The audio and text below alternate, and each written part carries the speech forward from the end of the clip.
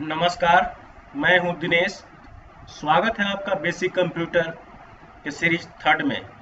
इस सीरीज में हम पढ़ेंगे हिस्ट्री ऑफ कंप्यूटर।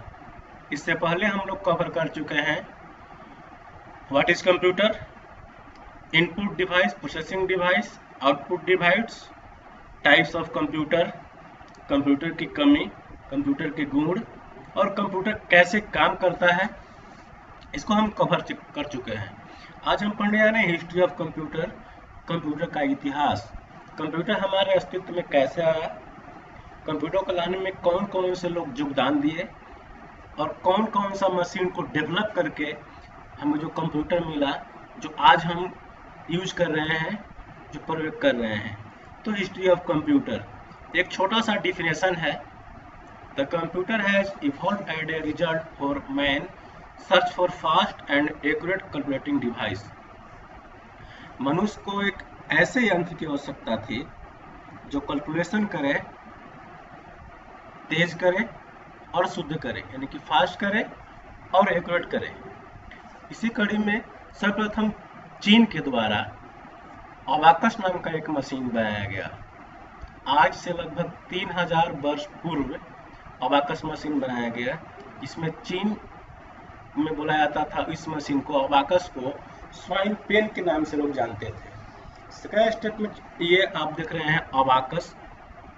अबाकस से ही मशीन है जिसमें छोटे छोटे लकड़ी के बिट्स में एक छोटे छोटे गोलनुमा आकार का क्या बोलते हैं, रड में एक बिट्स लगे होते थे। इसी बिट्स को हम आगे पीछे करके और कैलकुलेशन का काम करते थे, जिसको चीन में स्वाइन पेन के नाम से बोला जाता है और हम लोग बोलते हैं अबाकस। सेकंड स्टेप में चलते हैं तो बेल्जी पास्कल साहब ने एक मशीन बनाया गया पास्कल की, दैट इज मैकेनिकल कैलकुलेटर। इसको हम लोग मैकेनिकल कैलकुलेटर भी बोलते हैं। बेल्जी पास्कल साहब ने जो दांते युक्त एक मशीन लगी होती थी, इसी दांते युक्त मशीन को हम चक्के को फिल करके और जोड़ घटाव और मल्टीप्लिकेशन का काम करते थे। इस दांतों युक्त मशीन जैसे लाइक गियर मिल होता था, जिसे गियर बदलते हैं हम, तो इसी तरह मशीन जो व्हील लगे हुए हैं, व्हील को हम आगे पीछे करके और जोड़ घटाव और गुणा का काम करते थे। बेल्जी पास्कल साहब का सबसे बड़ा योगदान रहा वो है ऑटोमेटिक केयर। ऑटोमेटिक केयर इन्होंने बनाया। नेक्स्ट स्टेप में चलते हैं। गोटिफाइड वैन लवर्टिज जो जर्मन मैथमेटिशियन थे, इन्होंने बेल्जी पास्कल के बनाए हुए डिजाइन को इम्प्रूव किया, थोड़ा सा आगे बढ़ाए, एडवांस किए इसको। इनके द्वारा क्या किया गया, तो बेल्जी पास्कल साहब जो बनाए थे वो जोड़ घटाव गुणा तक ही मशीन करता था। इन्होंने क्या किया, उसको आगे बढ़ा के जोड़ घटाव गुणा किया था, डिवीजन भी करने लगा इनका मशीन और स्क्वायर रूट्स भी निकालने लगा। इन्होंने मैकेनिकल कैलकुलेटर को आगे से थोड़ा डेवलप करके इलेक्ट्रॉनिक कैलकुलेटर में बदल दिया। ये कब बनाए, 1960 ईस्वी में।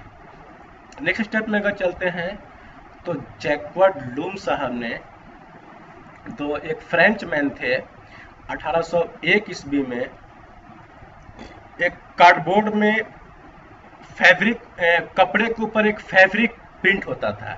इससे जैसे आप यहाँ उस मशीन को देख रहे हैं, हस्तकरघा उद्योग इसको हम लोग बोलते हैं। इसी कपड़े के कार्डबोर्ड में एक लगा होता था, इसी कपड़े के छिद्र से हम प्रिंट कर सकते थे।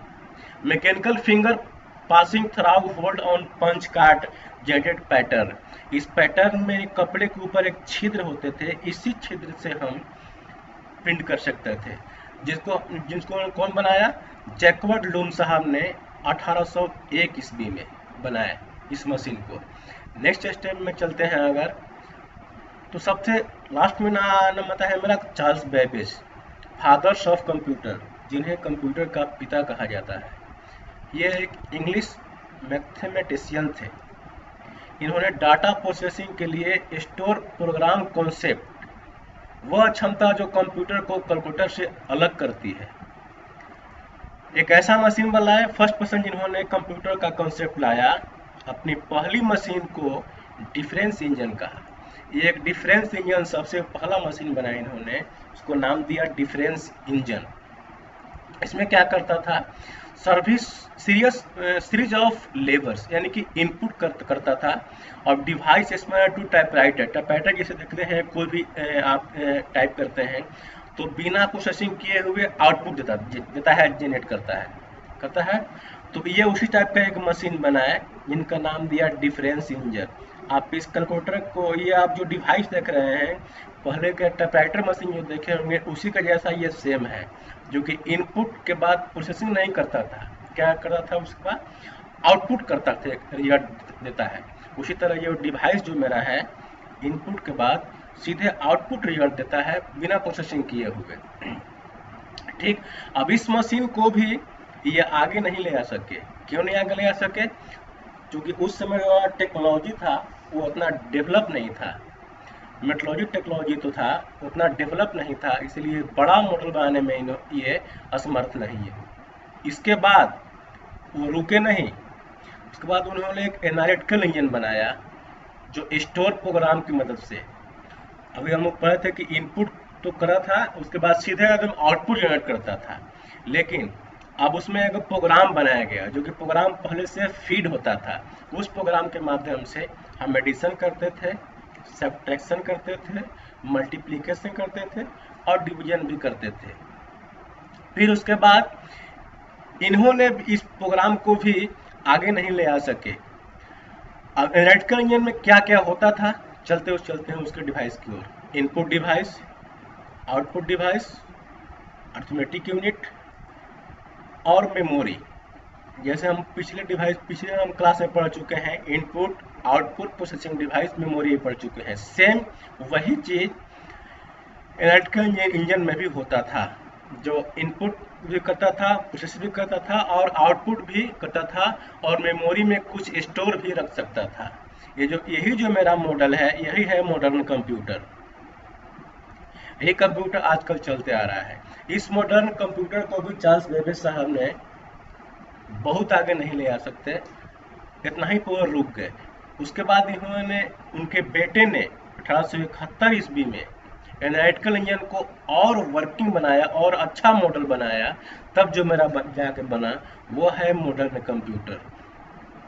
अब इसके आगे ठीक हम हिस्ट्री ऑफ कंप्यूटर का एक आपको सारांश दे देते हैं, जो कि सन बाई सन आपको दिया हुआ है कि फर्स्ट जनरेशन में क्या यूज होता था और कि ये कब से कब तक चला। तो फर्स्ट जनरेशन में जो होता था मेरा वैक्यूम ट्यूब से, हम देख रहे हैं वैक्यूम ट्यूब से होता था ये यूज। 1946 से ये 55 तक चला। उसके बाद जैसा ही डेवलप किया तो सेकंड जनरेशन आया।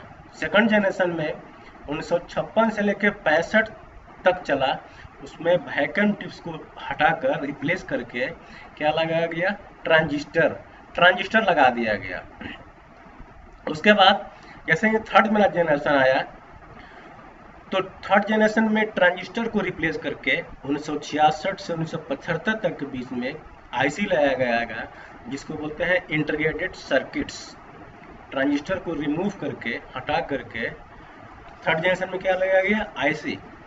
फिर जैसे मेरा फोर्थ जनरेशन आया, ये फोर्थ जनरेशन चला कब तक, 1976 से लेकर 80 तक। इसको हम लोग बोलते हैं माइक्रो प्रोसेसर, जो आज भी यूज हो रहा है। आईसी को हटा करके, चेक करके लगाया गया माइक्रो प्रोसेसर, जो फिफ्थ जनरेशन तक अब तक चल रहा है। ये माइक्रो प्रोसेसर इस सारे कंप्यूटर में अभी भी उपलब्ध हैं। Thank you.